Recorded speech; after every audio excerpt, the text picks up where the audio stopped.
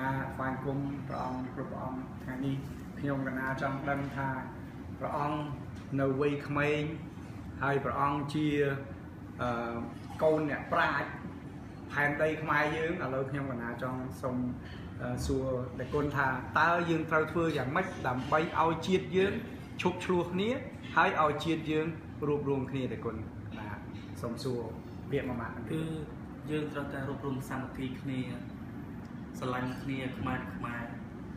ជឿជាក់លើគ្នាទុកចិត្តលើគ្នាមិនមើលអំណាចគ្នាបើសិនជា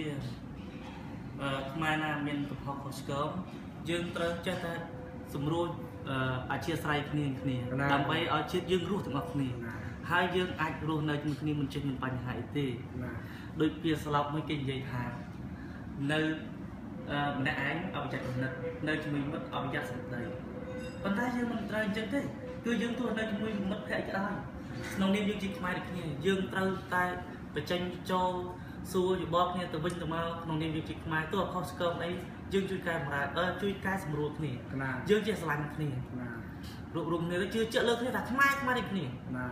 អញ្ចឹងគឺតែយើងគឺមិនអាចមានប្រទេសណាមកឆ្លៀនពៀនឬក៏មកមើងងាយឆ្លៀនពៀនឬយកយីខ្មែរយ៉ាងបានទេ